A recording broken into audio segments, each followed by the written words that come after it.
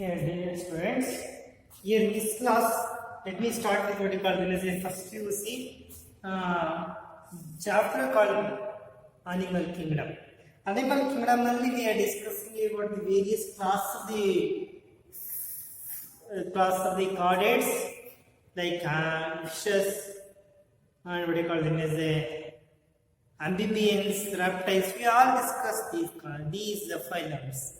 These classes of the phylum are called as chordates. Here, some advancement we can see the certain two-chambered heart became three-chambered heart. It is the reptiles. What do you call it? Two-chambered heart tail ಕಂಡು fishes in the lake. ಇಲ್ಲಿ three-chambered heart. ಹೀಗೆ ಸ್ವಲ್ಪ advancement ಕಂಡು ಬರುವಂತದ್ದು.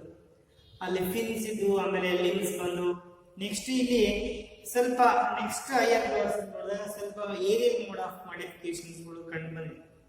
Reptiles ಇಂದ next ಬರುವಂತ class that is what you call aves. Aves includes birds. ಪಕ್ಷಿಗಳು ಏನಿರಲ್ಲ they all comes under the aves. Class called aves. Phylum is called the class called aves. Here aves ಏನಿರಲ್ಲ there are ಇಲ್ಲಿಂದ ಬರುವಂತ ಜೀವಿಗಳು ನೋಡಿ. Aves and mammals are homeothermic. ನಾವು fishes, amphibians, reptiles ಎಲ್ಲ ಪೈಕಿಲೋಥರ್ಮಿಕ್ ಅಂತ ಕರಿತೀವಿ. ಇಲ್ಲಿ these are called homeothermic animals. They are homeothermic means homo means same. Thermo means temperature. Same temperature na they are going to maintain. The warm blooded, they are called warm blooded animals. Body temperature ಯಾವಾಗಲೂ constant ಆಗಿ maintain ಮಾಡುವಂತ ಜೀವಿಗಳಿಗೂ ಹಾಗಾಗಿ they are called warm blooded animals. I have written one of the example of pigeon is an example for aves. We have written here modification I want to show what are the modification for aerial mode of flight. These are called as aves are called as they are homeothermic. They are homeothermic animals. Homeothermic is nothing but warm-blooded animals. What is warm-blooded animals? They maintain the body temperature constant, irrespective of the surrounding environment. Cold irli, otherwise busy irli. A body temperature yaವಾಗ ನಮ್ಮ body temperature is constant. ನಾವು homeothermic ಯಾವಾಗ 37 what you call this our body temperature is 32 ಅಥವಾ ಹಿಂಗ್ like this ಆ ಒಂದು temperature constant body cool ಇದ್ರು ನಾವು ಏನಾದ್ರು ಬಾಡಿ ಮತ್ತೆ ಹೀಟ್ ಅಪ್ ಆಗುತ್ತೆ, ಶಿವರಿಂಗ್ ಆಗುತ್ತೆ. This homeostasis will maintain constant internal normality will maintain temperature ಆಗಿರೋದು ಅದರ್ ಪ್ಯಾರಾಮೀಟರ್ಸ್ ಲೈಕ್ ದಿಸ್. ಆಮೇಲೆ salt concentration what you call this concentration of the water balance ಆಗಿರ್ಬೋದು ಇವೆಲ್ಲ ಬಾಡಿಯಲ್ಲಿ ಮೇಂಟೈನ್ ಆಗುತ್ತೆ. those are called as homeothermic animals ಅಂತ ಕರೀತಾರೆ.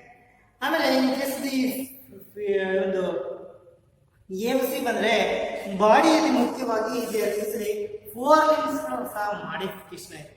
ಮುಂಗಾಲುಗಳು modify ಆಗಿದೆ. The fore limbs are modified into what called wings. One of the ನೀವು aerial mode of ಲೈಫ್ಗೆ adaptations, what are the adaptations of the aves for aerial mode of flight? ಅಂದ್ರೆ ಗಾಳಿಯಲ್ಲಿ ಹಾರಾಡಲಿಕ್ಕೆ ಯಾವ ರೀತಿಯಾದಂತಹ ಮಾರ್ಪಾಡುಗಳನ್ನು ಮಾಡಿಕೊಂಡಿದೆ ಅನ್ನೋಂಥದ್ದು ಅಂತ ಒಂದು ಕ್ಯಾರೆಕ್ಟರಿಸ್ಟಿಕ್ಸ್ ಕೆಲವು ಡಿಸ್ಟಿಂಗ್ವಿಶಿಂಗ್ ಕ್ಯಾರೆಕ್ಟರ್ಸ್ ಬರೀಬೇಕಾದ್ರೆ ಇದು ಒಂದು ಕ್ಯಾರೆಕ್ಟರ್ ಏನು ಮುಖ್ಯವಾದಂತ ಕ್ಯಾರೆಕ್ಟರ್ ಇಟ್ಸ್ ಕಾಲ್ಡ್ ದಿ ಮೇಸ್ fore limbs are modified into wings. ಅದು ಏನಾಗಿದೆ ಹಾರ್ಲಿಕ್ಕೆ ಏನಾಗಿದೆ ಫೋರ್ ಲಿಂಬ್ಸ್ ಮುಂಗಾಲು ವಿಂಗ್ ಕಾಲಗಳಾಗಿದೆ. ಫೋರ್ ಲಿಂಬ್ಸ್ ಆರ್ ಮಾಡಿಫೈಡ್ ಮಾರ್ಪಾಡುಗಳಾಗಿದೆ. ಏನಾಗಿ ಮಾರ್ಪಾಡಿದೆ ಮಾಡಿಫೈಡ್ ವಿಂಗ್ಸ್ ಫಾರ್ ಫ್ಲೈಟ್ ಹಾರ್ಲಿಕ್ಕೆ. Record what is there modified for the flight or the for flight ಅಂತ ಬರುತ್ತೆ. ನೆಕ್ಸ್ಟ್ ಇನ್ನೊಂದು ಮಾಡಿಫಿಕೇಶನ್ ನೋಡ್ರೆ ನೀರಲ್ಲಿ ಈಸಿಯಾಗಿ ಅದು ಆರೋಗ್ಯದ್ರೆ ಹೊರಗಡೆ ಒತ್ತಡ ಏನಿದೆ ಏನ ಪ್ರೆಸರ್ ಅಟ್ಮಾಸ್ಫಿಯರ್ ಆ ಪ್ರೆಸರ್ ಮುಖಾಂತರ ಅದು ಹಾದು ಹೋಗ್ಬೇಕಂದ್ರೆ body should be what is like that. Body is a what you call it is a spindle shape. Body ಏನಾಗಿರುತ್ತೆ ಸ್ಪಿಂಡಲ್ ಶೇಪ್ ಇರುವಂತ ಒಂದು ಬಾಡಿ ಇದೆ ಅಂಡ್ ಶಾರ್ಟ್ ಮಾಡಿ ಚಿಕ್ಕವಾದ ಬಾಡಿ. ಸ್ಪಿಂಡಲ್ ಶೇಪ್ ಅಂದ್ರೆ ಆ ಕಡೆ ಈ ಕಡೆ ಚೂಪಿದೆ, ಕೊಕ್ಕಿದೆ ಚೂಪಿದೆ, ಬಾಲ ಇದೆ ಚೂಪಿದೆ. ಹಂಗಾಗಿ ಅಂತ ಒಂದು ಬಾಡಿ ಏನಾಗಿದೆ ಈಸಿಯಾಗಿ passes through the hair. Body is short and body is a spindle shaped which provide a minimum resistance while flying. ಅಷ್ಟೊಂದು ರೆಸಿಸ್ಟೆನ್ಸ್ ಒತ್ತಡ ಸಿಗೋದಿಲ್ಲ, ರೆಸಿಸ್ಟೆನ್ಸ್ ಅಡೆತಡೆ ಅಂದ್ರೆ ಅಷ್ಟೊಂದು ಗಾಳಿ ಒತ್ತಡ ಬೀಳೋದಿಲ್ಲ. ಈಗ ಈಸಿಯಾಗಿ ಚೂಪಾಗಿರೋ ಈಸಿಯಾಗಿ ಪೆನೆಟ್ರೇಟ್ ಆಗಿಬಿಡುತ್ತೆ ಏನ್ ಮುಖಾಂತರ. ಅದಕ್ಕೆ the body is A short spindle shaped which provide minimum resistance to the flight. ಇದು ಒಂದು ಪೈಯರ್ ಮಾಡಿರ್ತೀವಿ. ಬಾಡಿ ಏನಿದೆ ಬಾಡಿ ಶಾರ್ಟ್ ಚಿಕ್ಕದೆ and spindle shaped ಆಗಿದೆ. Body is a spindle shaped which offer minimum resistance, which offer resistance ಇದನ್ನು ಕೊಡೋದಿಲ್ಲ, ನಿಮಗೆ ಈಸಿಯಾಗಿ ಪಾಸ್ ಆಗುತ್ತೆ. which offer minimum resistance while flying. This is another one of the aves of birds. ಇಲ್ಲಿ ಇನ್ನೊಂದು character ನೋಡಿದಾಗ the skin is dry and non-glandular. ನಮ್ಮಲ್ಲಿ skin dry ಇರೋದಿಲ್ಲ, ಸ್ವೆಟ್ ಆಗುತ್ತದೆ. ಆದರೆ ಇಲ್ಲಿ ಸ್ಕಿನ್ is dry, ಗ್ರಂಥಿಗಳಿಲ್ಲ. Skin is dry and non-glandular. ಅದು ಒಂದು important character. Skin is, I want to write here, the skin is dry and non-glandular. ಗ್ರಂಥಿಗಳಿರಲಿಲ್ಲ, dry ಆಗುತ್ತೆ. Skin is dry and non-glandular. And next character ಬದಲಾವಣೆ the jaws are modified into beak. ಅಂದ್ರೆ ನಮ್ಮಲ್ಲಿ ದವಡೆಗಳಿದಾವಲ್ಲ, ಅಲ್ಲಿ ದವಡೆಗಳಿರೋದಿಲ್ಲ, ದವಡೆಗಳು ಏನಾಗಿದೆ ಮಾರ್ಪಾಡುಗಳು ಹೊಂದಿದ್ದಾವೆ. It's modified hard beak for usually cutting, grinding ಅಂದ್ರೆ ಆ ದವಡೆಗಳನ್ನ ಮುಖಾಂತರ ಮಾಡಿ. ಟೀತ್ ಇರೋದಿಲ್ಲ, ಅದು ಟೂತ್ ಇದ್ರೆ ಅದೊಂದು ಎಕ್ಸ್ಟ್ರಾ ಬರ್ಡನ್ ಆಗ್ಬೋದು, ಅದು ವೆಯ್ಟ್ ಹೆಚ್ಚಿಗೆ ಆಗ್ಲಿಕ್ಕೆ. ಅದಕ್ಕೆ ಈ ರೀತಿಯ ಮಾರ್ಪಾಡುಗಳು ಹೊಂದಿವೆ. ಜಾಸ್ ಆರ್ ಮಾಡಿಫೈಡ್ ಬೀಕ್ಸ್ ಆಗಿದೆ, ಕೊಕ್ಕುಗಳಾಗಿದ್ದಾವೆ. ಅದು ಒಂದು ಇಂಪಾರ್ಟೆಂಟ್. ದಿ ಜಾಸ್ ದವಡೆಗಳು, jaws are modified into beaks ಆಗಿ ಮಾಡಿಫಿಕೇಶನ್ ಆಗುತ್ತೆ. Jaws are modified into beaks. And there is a pneumatic bones. ಇದು ಒಂದು ಇಂಪಾರ್ಟೆಂಟ್ ಕ್ಯಾರೆಕ್ಟರಿಸ್ಟಿಕ್. pneumatic bones ಅಂದ್ರೆ air filled bone cavity. Bone ಒಳಗಿರುವಂತ ಕ್ಯಾವಿಟಿ ಏನಿದೆಯಲ್ಲ ಅದು ಫಿಲ್ಡ್ ವಿತ್ ವಾಟ್ ಕಾಲ್ ಅಂದ್ರೆ ಏರ್ ಇರುತ್ತೆ. Air cavity bear in bones. Air ತುಂಬಿರುವಂತ ಕ್ಯಾವಿಟಿಯಲ್ಲಿ ಏರ್ ತುಂಬಿರುವಂತ ಬೋನ್ಸ್ ಕಲ್ತೇನೆ they have a pneumatic bones. ಅದು ಒಂದು ಇಂಪಾರ್ಟೆಂಟ್ ಕ್ಯಾರೆಕ್ಟರಿಸ್ಟಿಕ್. ಇಲ್ಲಿ ಮುಖ್ಯವಾಗಿ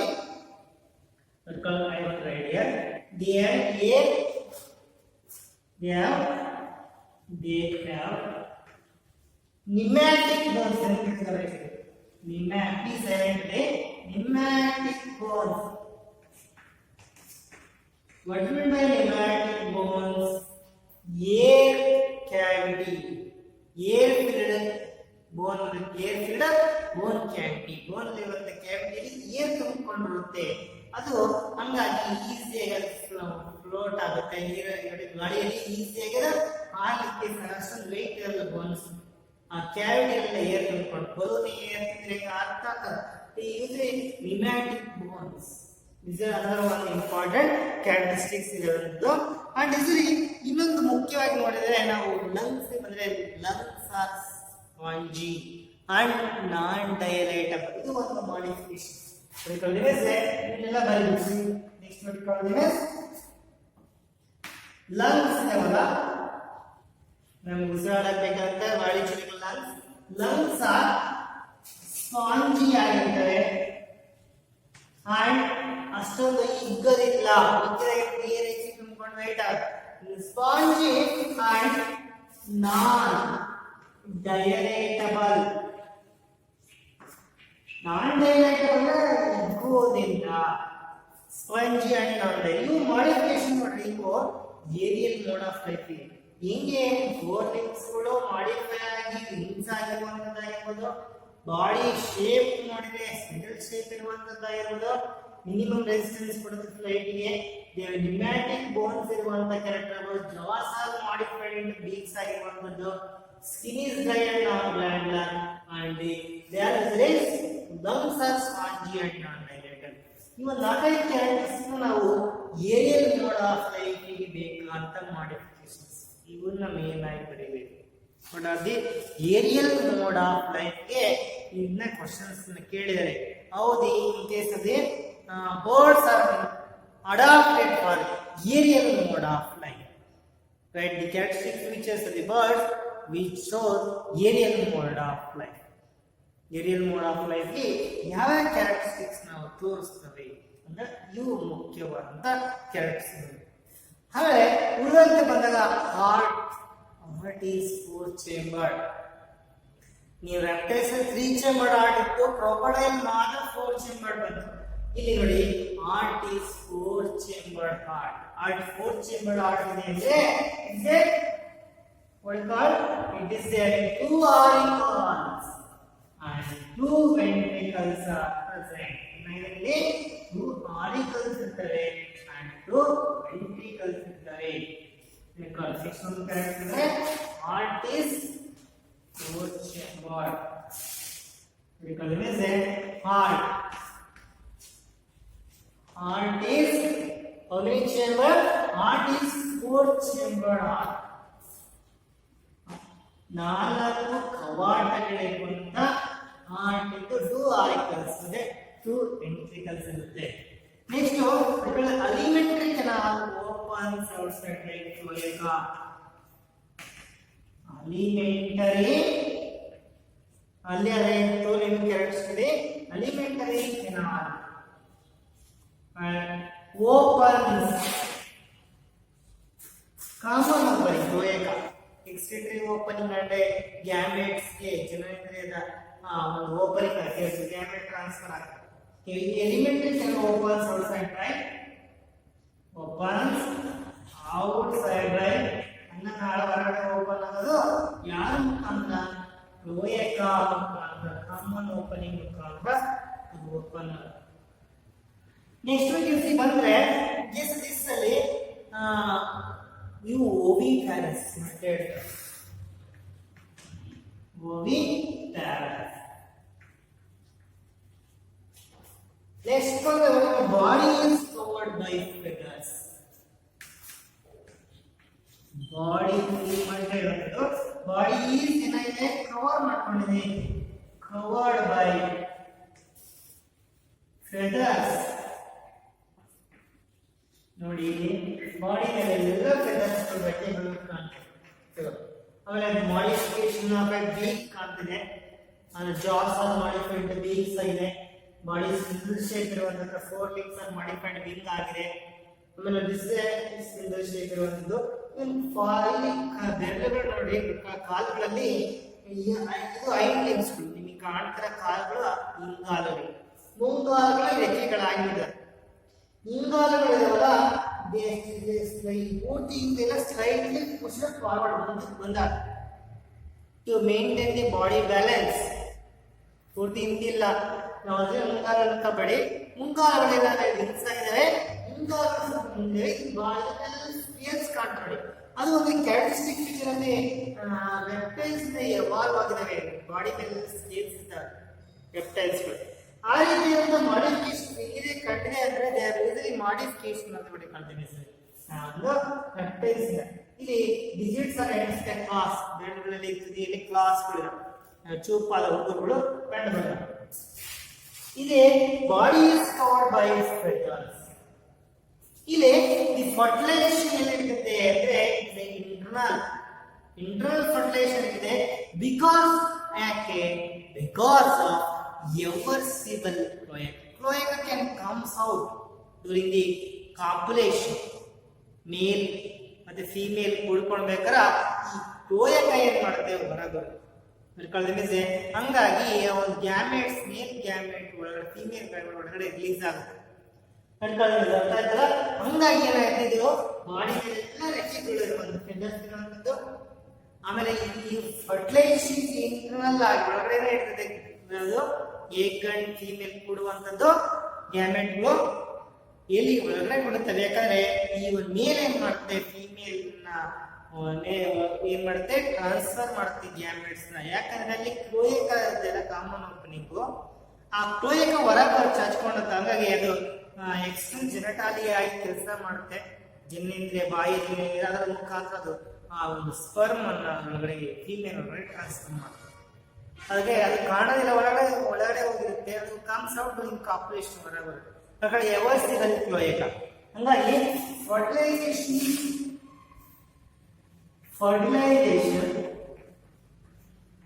fertilization is internal ಇದೆ why the fertilization ಇಂದ due to ಯಾಕಂದ್ರೆ ಕಾಪರೇಟ್ ಆಗಲಿ ಸರ್ ಈ ಕಾಪರೇಟ್ ಆಗಿ ರೆಕ್ಟೈಲ್ಸ್ ಕಂಡುಬಂದಿದೆ ಇಲ್ಲಿ ಎವರ್ಸಿಬಲ್ ಕ್ಲೋಯಕ ಡ್ಯೂ ಟು ಎವರ್ಸಿಬಲ್ ಹೊರ ಚಾಚುವಂತ ಎವರ್ಸಿಬಲ್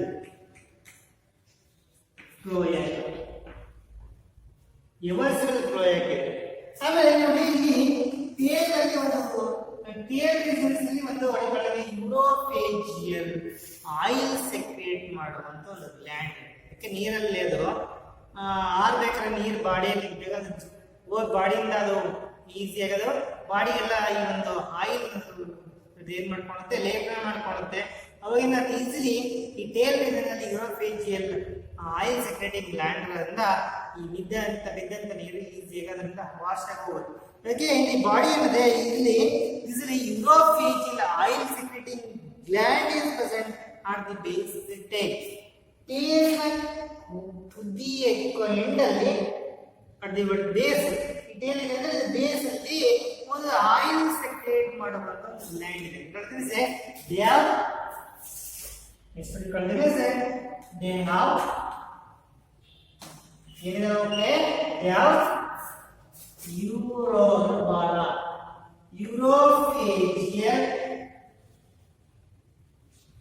oil ಸೆಕ್ರೇಟಿಂಗ್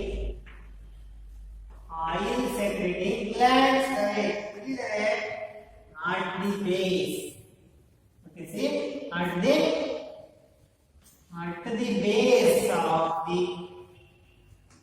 base of the tail. Here the base ಅಲ್ಲಿ ಈ ಒಂದು glands ಗಳು ಕಂಡುಬರುತ್ತವೆ. And they also have a voice box. Series something like voice. Okay, they usually produce different sounds. You can see a melodious sounds of the birds. There is a cuckoo bird which can what you call them as sings very nicely. And they call them as and that is called as they have a series.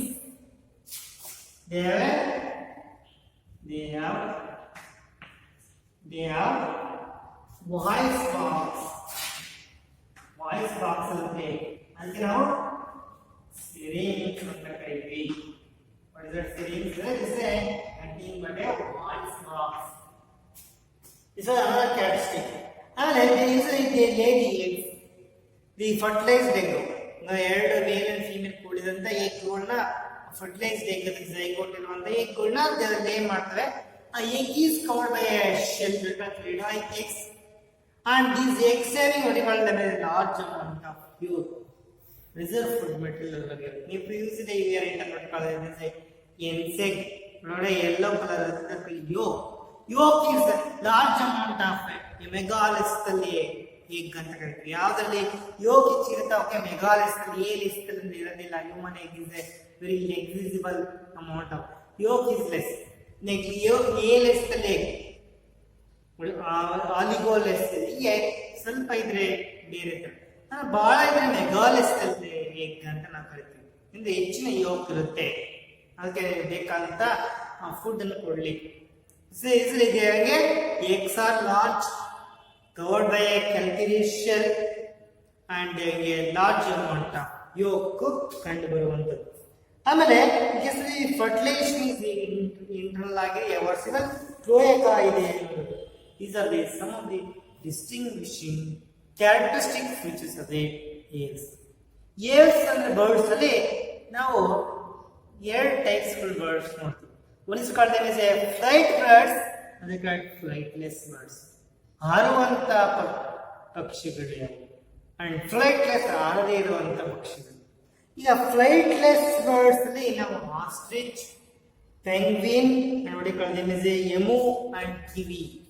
These are the flightless birds.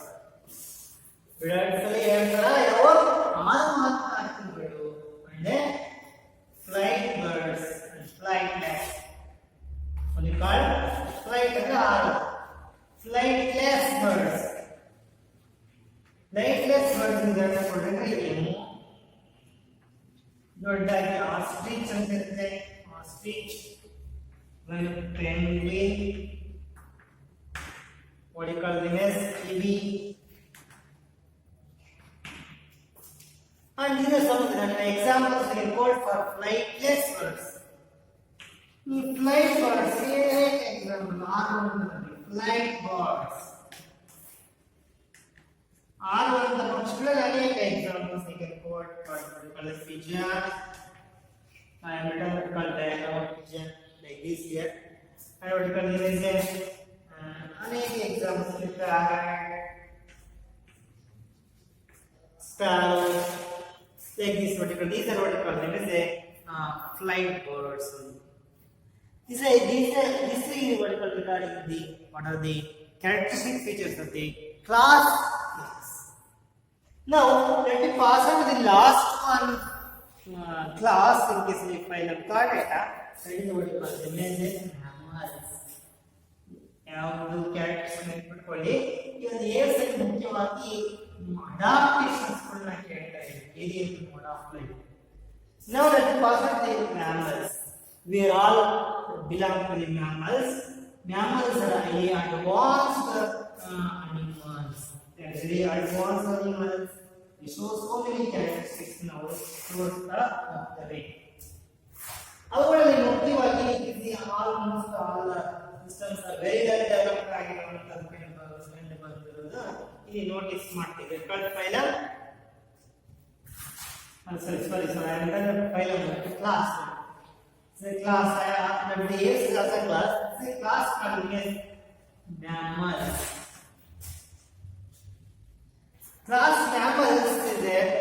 The class is ಅಲ್ಲಿ this is the apes in the class. I have done normally, but this is also class.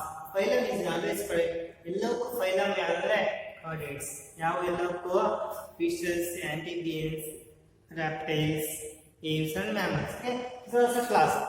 Even mammals are on the class. These are what you call them is a terrestrial tetrapods. ಈ ಮುಖ್ಯವಾಗಿ ಅವು terrestrial ಭೂಮಿಯಲ್ಲಿ ಕಂಡು ಬರುವಂಥದ್ದು terrestrial tetrapods and primary ಅವು.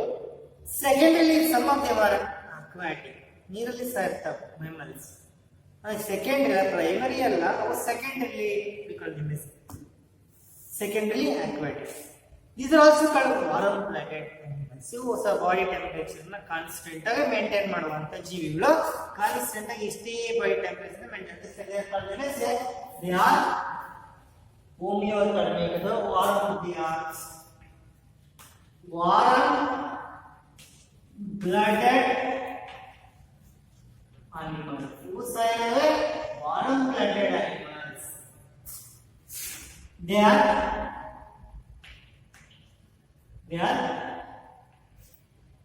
primary ಮುಖ್ಯವಾಗಿ ಪ್ರಾಥಮಿಕವಾಗಿ primary the terrestrial ಭೂಮಿಯಲ್ಲಿ ಕಂಡುಬರುವುದು. Terrestrial tetrapods. ಟೆಟ್ರಾ 4 ಕಾಲುಗಳಿರ್ತವೆ. ಟೆಟ್ರಾಪಾಡ್ಸ್ ಮಾಡಿಫಿಕೇಶನ್ ಹೇಗಿರುತ್ತೆ ಕೆಲಸ ನಿರ್ವಹಿಸಿ ಟೆರೆಸ್ಟ್ರಿಯಲ್ ಟೆಟ್ರಾಪಾಡ್ಸ್, ಟೆರೆಸ್ಟ್ರಿಯಲ್ ಭೂಮಿಯಲ್ಲಿ ಟೆಟ್ರಾಮಿಕ್ ಸ್ನಾನಕಾರಗಳಿರುವಂಥದ್ದು. ಅಂಡ್ ಸೆಕೆಂಡಲ್ಲಿ ಏನಾಯ್ತದೆ ಕೆಲವು ಮಾತ್ರ ನೀರಲ್ಲಿ ಕಂಡು ಬರ್ತದೆ. whale, dolphins, all these secondary they are aquatic ಆಗಿ ಕಂಡು ಬರುತ್ತದೆ. this is another category in ಭೂಮಿ. ಇಲ್ಲಿ ಈ ಜೀವಿಗಳಲ್ಲಿ ಮುಖ್ಯವಾಗಿ another important characteristics ನೋಡಬೇಕಂದ್ರೆ the ಬಾಡಿಯಲ್ಲಿ they are glandular. ಬಾಡಿಯಲ್ಲಿ ಆಯಿಲ್ ಅನ್ನು ಸೆಕ್ರೇಟ್ ಮಾಡೋದು ಅಂಡ್ ಸ್ವೆಟ್ ಅನ್ನು ಸೆಕ್ರೇಟ್ ಮಾಡೋದು. ಅವು ನಾವು ಡ್ರೈ ಅಂತ ಹೇಳಿದ್ವಿ. ನಾನ್ ಗ್ಲ್ಯಾಂಡುಲರ್ skin is glandular. They are going to secrete there two types of glands are present like these called sweat glands are there and as well sebaceous glands. Sebum secrete ಮಾಡುತ್ತೆ. there is a sweat glands secrete this sweat. ಹಂಗಾಗಿ there is the glandular. The skin is glandular. The skin ಏನಾಗಿರುತ್ತೆ? Skin is glandular. And two types of glands are present which is called the sweat gland and sebaceous gland. And body is formed by hairs of the body. Now, ಮನುಷ್ಯರಲ್ಲಿ ಸ್ವಲ್ಪ hairs ಕಡಿಮೆ ಆಗಿದೆ.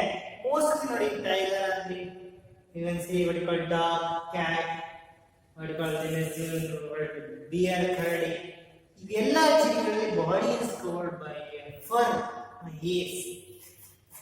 ಇದು ಒಂದು important mammals.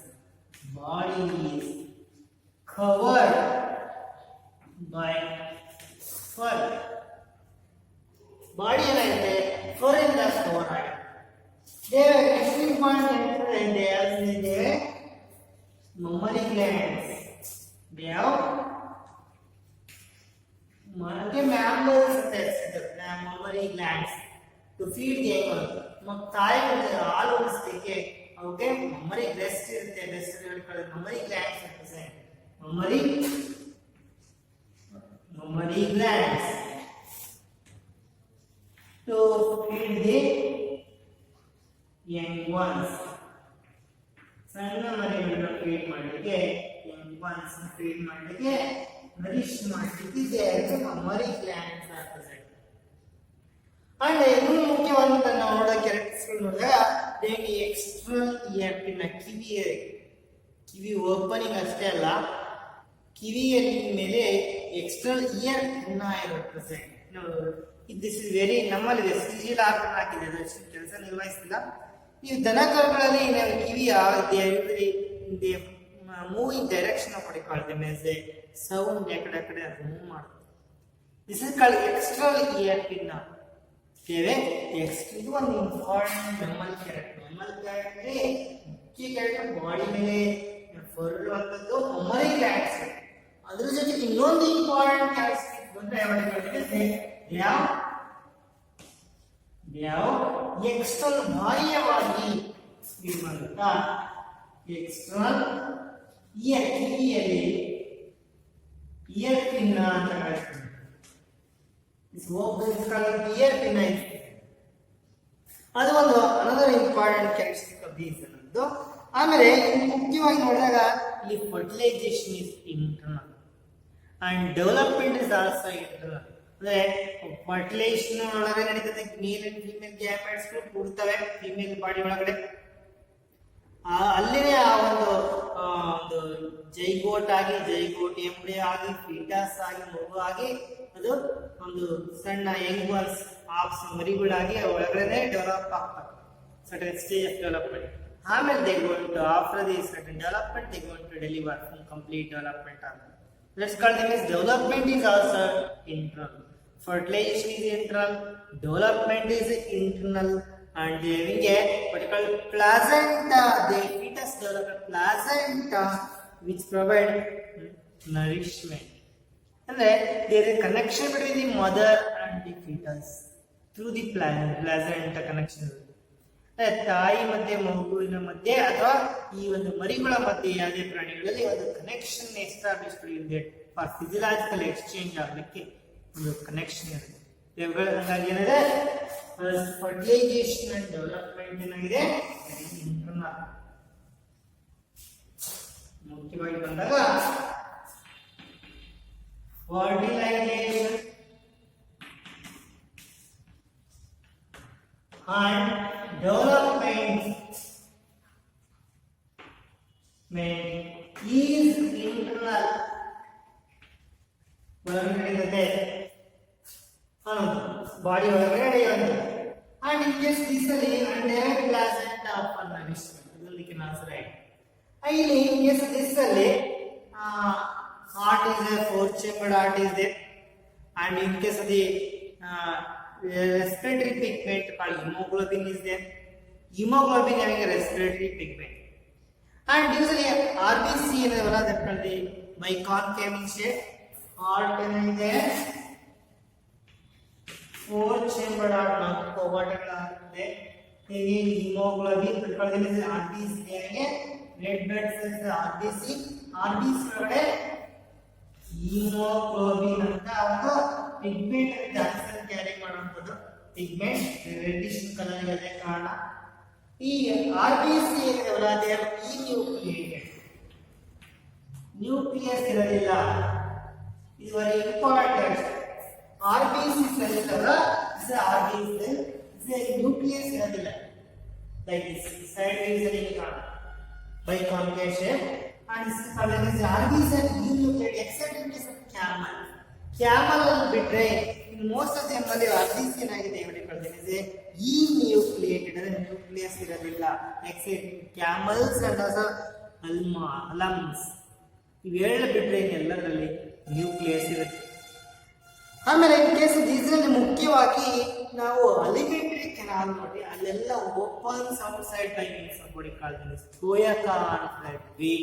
ಇಲ್ಲಿ alimentary canal opens outside by means of body called ಹೆಜ್ಜೆ ವಸ್ತು ಒಂದರ ಸಪರೇಟ್ ಇದೆ ಕಾಲ್ಡ್ ಏಮಸ್. ಆದ್ರೆ ಈ ಜೀವಿಗಳಲ್ಲಿ ಇದು ಮೋಸ್ಟ್ ಆಫ್ ದೆಮ್ ಮಾಡ್ಕೊಳ್ಳೋದೇ urinary system or exit system. Urinary system and genital system are united. Urinogenital system. ಆದರೆ ದಿ ಅಲಿಮೆಂಟರಿ ಕೆನಾಲ್ ಮನನಾಳ ಇದೆಯಲ್ಲ ಅದು ಓಪನ್ ಆಗುವಂಥದ್ದೇ ಬೇರೆ ಓಪನ್ ಏನಸ್ ದ್ವಾರ. ಅಲಿಮೆಂಟರಿ ಕೆನಾಲ್ ಓಪನ್ ಅಂದ್ರೆ ಏನಸ್. ಇಲ್ಲಿ ಇನ್ ಕೇಸ್ ಈ ಬಾಡಿ ನೋಡಿದಾಗ ಈ ಒಂದು ಜೀವಿಗಳಲ್ಲಿ ಈ ಒಂದು ಡಯಾಫ್ರಾಮ್ ಅಂತ ಇರುತ್ತೆ. ದಟ್ ಕಂಟೈನ್ಸ್ ಒಂದು ಪಾರ್ಟಿಷನ್ ಫ್ರೀನಿಕ್ ಮಸಲ್ಸ್ ನ ಮಾಡಲ್ಪಟ್ಟಿರುತ್ತೆ. ಆ ಡಯಾಫ್ರಾಮ್ ಏನ್ ಮಾಡುತ್ತೆ which in separate the thoracic body ಒಳಗೆ ಇದೇ ಭಾಗದಲ್ಲಿರುವಂತ ಕ್ಯಾವಿಟಿನ ಹೊಟ್ಟೆಯಲ್ಲಿರುವಂತ ಕ್ಯಾವಿಟಿ ಮಧ್ಯೆ ಒಂದು ಸಪರೇಷನ್ ಇದೆ. ಆ ಒಂದು ಸಪರೇಷನ್ ನಾವು ಡಯಾಫ್ರಾಮ್ ಅಪ್ಪರ್ ಥೊರಾಸಿಕ್ ಕ್ಯಾವಿಟಿ ಎದೆಯ ಭಾಗ is separated from the what called lower abdominal cavity by means of a diaphragm. Diaphragm ಅಂತ ಇದ್ದು ಇದೇನು ಮಾಡುತ್ತೆ ದೇಹದಲ್ಲಿರುವಂತ ಬಾಡಿ ಎಂಬಳಿ ನಲ್ಲಿ ಇಸಿ ಆ ಥೊರಾಸಿಕ್ ಕ್ಯಾವಿಟಿ ಅಂದ್ರೆ ಎದೆ ಭಾಗ. ಈ ಎದೆ ಭಾಗವನ್ನು ಈ ಹೊಟ್ಟೆಯಲ್ಲಿರುವಂತ ಅಬ್ಡಮಿನಲ್ ಕ್ಯಾವಿಟಿ ಸಪರೇಟ್ ಮಾಡಲಿಕ್ಕೆ ಒಂದು partition is present. That what is that partition is separate the ನಿಮಗೆ ಲಿಂಕ್ಸ್ ಆರ್ ಪ್ರೆಸೆಂಟ್ ಇಲ್ಲಿ ಲಂಗ್ಸ್ ಇರುತ್ತೆ, ಹಾರ್ಟ್ ಇರುತ್ತೆ. ಕೆಳಗಡೆ ಇರುವಂತ ಅಬ್ಡಮಿನಲ್ ಕ್ಯಾವಿಟಿನ ಈ ಒಂದು ಅಪ್ಪರ್ ಥೊರಾಸಿಕ್ ಕ್ಯಾವಿಟಿನ ಸಪರೇಟ್ ಮಾಡಲಿಕ್ಕೆ ಏನಿರುತ್ತೆ ಡಯಾಫ್ರಾಮ್ ಅಂತ ಇರುತ್ತೆ. ಆ ಡಯಾಫ್ರಾಮ್ ಏನು ಸಪರೇಟ್ ಏನ್ ಮಾಡುತ್ತೆ ಎದೆ ಭಾಗದ ಕ್ಯಾವಿಟಿನ ಹೊಟ್ಟೆ ಭಾಗದ ಕ್ಯಾವಿಟಿನ ಸ್ಪೇಸ್ ನ ಸಪರೇಟ್ ಮಾಡೋ ಒಂದು partition. That is very much important role in the respiration is ಸಹಾಯ ಮಾಡಿ. That is called the diaphragm. ಇದು ಒಂದು ಇಂಪಾರ್ಟೆಂಟ್ ಕ್ಯಾರೆಕ್ಟರಿಸ್ಟಿಕ್ ಫೀಚರ್ಸ್ ಅಂತ ಬಡಿಫಾಲ್ಟ್ ಮ್ಯಾಮಲ್ಸ್ ನ ಲಕ್ಷಣ. ಇಲ್ಲಿ ನಾವು ಮ್ಯಾಮಲ್ಸ್ ಅಲ್ಲಿ ಏನೇನು ಮುಖ್ಯವಾದ ಕ್ಯಾರೆಕ್ಟರ್ಸ್ ನೋಡಿದಾಗ ಅಲ್ಲಿ terrestrial tetrapods, some secondary aquatic ಆಗಿದ್ದಾರೆ, ಹೋಮಿಯೋಥರ್ಮಿಕ್ ಅನಿಮಲ್ಸ್, ಆಮೇಲೆ ಮುಖ್ಯ body is covered by fur ಅನ್ನೋದು, ಆಮೇಲೆ skin is a gland are having fat glands and sebaceous glands are present ಅನ್ನೋಂಥದ್ದು. ಆಮೇಲೆ ಎಕ್ಸ್ಟರ್ನಲ್ ಇಯರ್ ಪಿನ್ ಆಗಿರುವಂಥದ್ದು ಆಗಿರ್ಬೋದು. ಆಮೇಲೆ ಪ್ರೆಸೆನ್ಸ್ ಆಫ್ ಮಮ್ಮರಿ ಗ್ಲ್ಯಾಂಡ್ಸ್ ಆಗಿರುವಂಥದ್ದು ಆಗಿರೋದು. ಆಮೇಲೆ ಮುಖ್ಯವಾಗಿ alimentary canal open side means by anus. Heart is a 4 chambered heart ಅನ್ನೋದು. Fertilization and development is a internal, and there is a fetus develop a placenta for the exchange of the physiological exchange ಮಾಡಲಿಕ್ಕೆ develop ಮಾಡ್ಕೊಂಡಿರುವಂಥದ್ದು. ಇನ್ನ ಇಂಥ ಮುಖ್ಯವಾದಂತಹ these are different and important characteristic features of what we call them as mammals ನ ಲಕ್ಷಣ. ಇಲ್ಲಿ ನಾವು ಇದರಲ್ಲಿ ಅನೇಕ ಜೀವಿಗಳನ್ನ ನಾವು ಕೆಲವು egg laying mammals is called platypus ಅಂತಂದ್ರೆ ಎಕಿಡ್ನ ಅಂತಾನೆ. ಇವು ಇದರಲ್ಲಿ give an example for egg laying mammal. Egg laying mammal ಉದಾಹರಣೆ ಕೊಡಿ. ಒಂದು example for egg laying mammal. Egg laying mammal ಯಾವುದು ಅಂದ್ರೆ egg laying. ಯಾವುದು mammal? Egg laying mammal is called duck-billed platypus.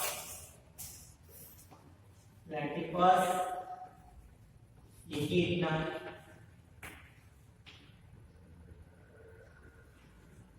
ಅಂದ್ರೆ ಅದೊಂದು ಕಡೆ. ಆಮೇಲೆ ಮನೆಯಲ್ಲಿ ಫ್ಲೈಯಿಂಗ್ ಮ್ಯಾಮಲ್ ಬ್ಯಾಟ್ ಹಾರುವಂಥದ್ದು ಫ್ಲೈಯಿಂಗ್ ಮ್ಯಾಮಲ್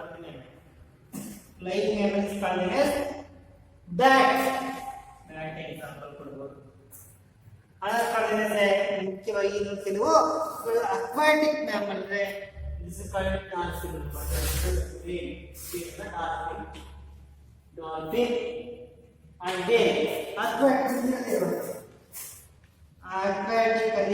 mammal ಕೊಟ್ರೆ ಕಡಿಮೆ ಡಾಲ್ಫಿನ್ ಆಮೇಲೆ whales whales. ಆಮೇಲೆ ಟೆರೆಸ್ಟ್ರಿಯಲ್ ಕೊಡಬಹುದು.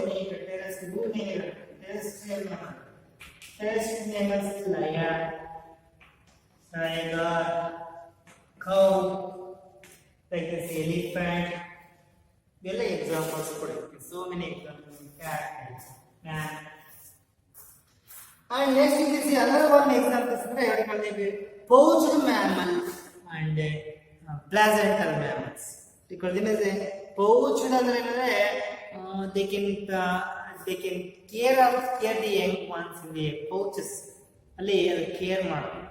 ಅಲ್ಲಿ ಆ ಒಂದು ಫರ್ಟಿಲೈಸೇಷನ್ ಆದಂತ ಎಂಬ್ರಿಯೋ ಡೆವಲಪ್ ಆಗ್ತಾ ಹೋಗಿ ಕಾಂಗೋದಲ್ಲಿ ಆ ಪೌಚ್ ಒಳಗಡೆ ಅದು ಡೆವಲಪ್ ಆಗ್ತಾ ಇದೆ. ಅಲ್ಲಿ ಅದು ನರಿಶ್ಮೆಂಟ್ ಪಡ್ಕೊಂಡು ಬೆಳೀತದೆ.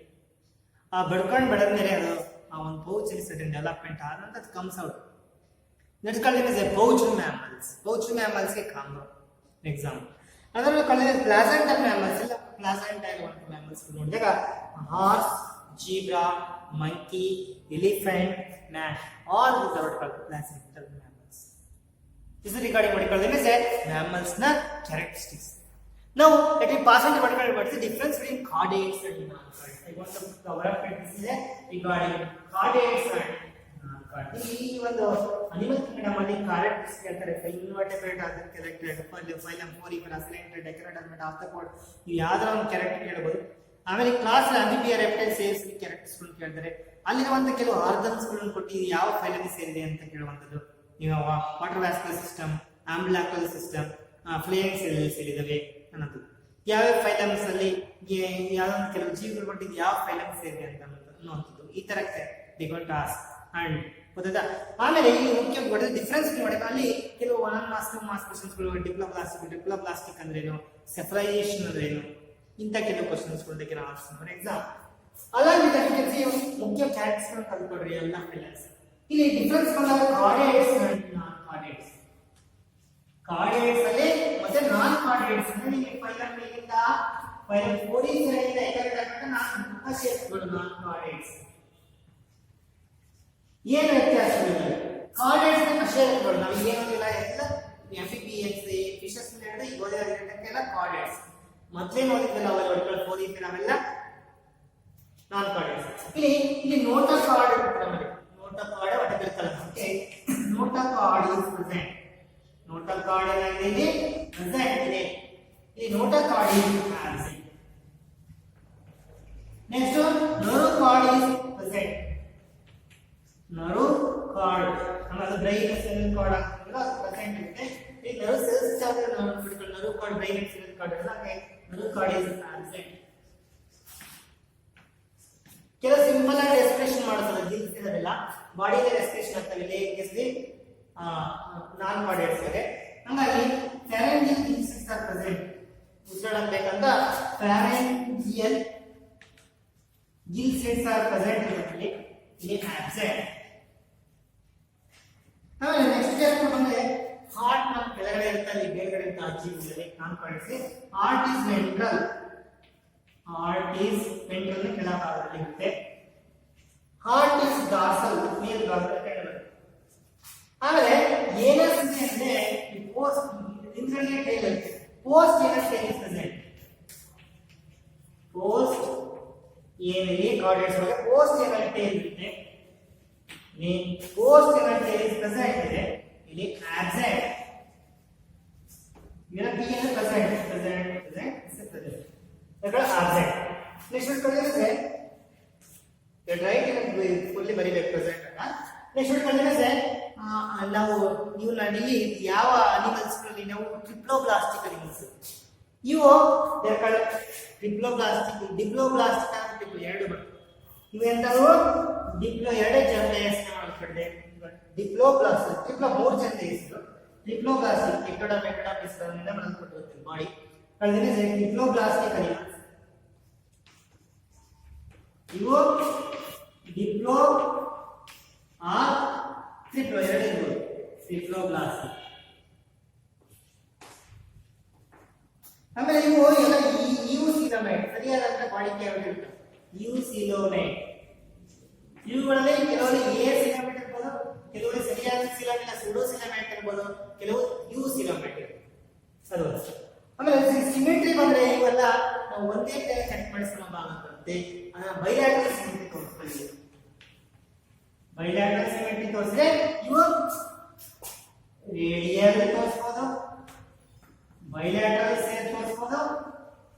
ಆಮೇಲೆ ಬೈರೇಡಿಯಲ್ ಅಂತ ನೋಡ್ತೀವಿ ನಾವು ಪರ್ಟಿಕ್ಯುಲರ್ ಬೈರೇಡಿಯಲ್ ಸಿಮೆಟ್ರಿ ತೋರಿಸ್ಬೇಕು. ಪರ್ಟಿಕ್ಯುಲರ್ ಟೀನೋಫೋನ್ ನಾವು ಮಾಡಿದ್ವಿ ಬೈರೇಡಿಯಲ್ ಸಿಮೆಟ್ರಿ. ಇಲ್ಲಿ ಇಂತ ಎಲ್ಲ ಕೆಲವು ಸಿಮೆಟ್ರಿಗಳು ನಾವು ಪರ್ಟಿಕ್ಯುಲರ್ ಈ ರೀತಿಯಾಗಿ we can make some difference in chordates and non-chord. ಇದನ್ನ ನಿಮಗೆ ಡಿಫರೆನ್ಸ್ ನ ಕೇಳ್ತಾರೆ exam. notochord present absent, neurochord present absent, pharyngeus is present absent, heart is ventral dorsal, posterior is present, and is absent. Yes, some of the difference we can make regarding chordates and non-chordates. With this I like to complete this chapter what called as animal kingdom.